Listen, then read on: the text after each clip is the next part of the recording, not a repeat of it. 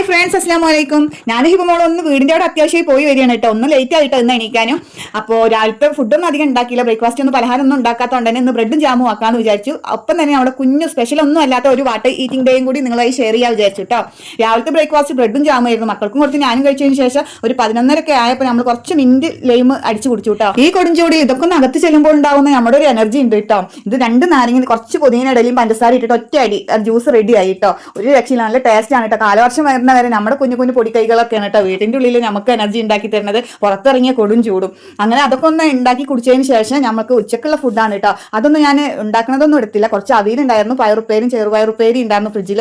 പിന്നെ ഒക്കെ മാർക്കറ്റിൽ നിന്ന് വരുമ്പോൾ ഒന്ന് മത്തി ആയിരുന്നു കൊടുക്കുന്നത് കേട്ടോ. അത് കുറച്ച് മുളക് ഇട്ട് കുറച്ച് ഫ്രൈ ആക്കിയിട്ട് അതും കൂട്ടി കഴിച്ചു. പിന്നെ ഒന്ന് ഉറങ്ങി എണീറ്റതിന് ശേഷം കേട്ടോ 4 മണിക്ക് മക്കൾക്ക് മാഗി വേണം പറഞ്ഞിട്ട് അവർക്ക് അത് ഉണ്ടാക്കി കൊടുത്തു. വൈകിട്ടാകുമ്പോൾ നമ്മുടെ ഇതാ പൈനാപ്പിൾ എത്തിയിട്ടുണ്ട് കേട്ടോ. അതൊക്കെ പച്ചക്കറി കൊണ്ട് വന്നപ്പോൾ ഒന്ന് പൈനാപ്പിൾ ആണ് കൊടുക്കുന്നത്. അതും കട്ട് ചെയ്ത് കഴിച്ചു കേട്ടോ. അതിന് ശേഷം രാത്രി ഇന്ന് ചോറ് തന്നെ സ്പെഷ്യൽ.